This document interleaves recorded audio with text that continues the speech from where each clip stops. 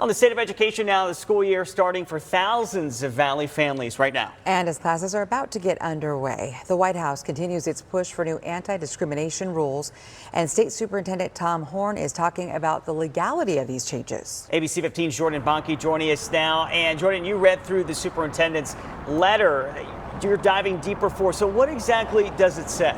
Yeah, well, you can go onto our website at abc15.com to read that full letter in its context here. But it came out just yesterday. But not only is Superintendent Tom Horne saying that districts should get legal advice before these new rules that are going into effect in just the coming days, but one Valley district has outright reportedly rejected the rewrite of these new anti-discrimination rules. So what we sought to do this morning is try to give you a little bit of context and perspective of how we got to this point. Okay, so the Department of Education made changes to some of the rules under the Title IX. That's the longtime law that prevents sex discrimination for any school that gets federal funding. And so the adjustments include civil rights protections for LGBTQ+ students that is slated to go into effect on August 1st, okay, just a few days away. So there have been 10 states where federal judges have blocked the rules, and then there's some Republican attorneys general who took legal action to block the rules as well. So in a letter to Arizona school districts yesterday, Superintendent Tom Horne said in part that you may wish to delay implementing the new regulations until the legal situation is clarified. He goes on to say in the past that I've been asked by districts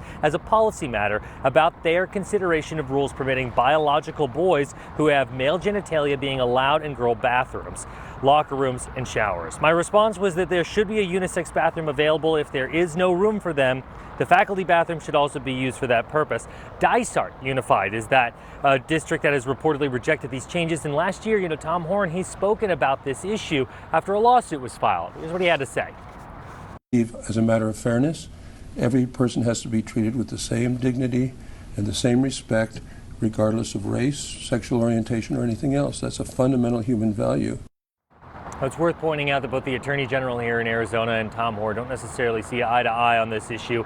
Also, any school that receives any sort of federal aid is required to comply with the Title IX rules. The ABC 15 education team is following up on this one today, and we're working really hard to see if we can hear directly from Tom Horne in response to this letter that came out just yesterday here at the start of school for so many districts across the Valley.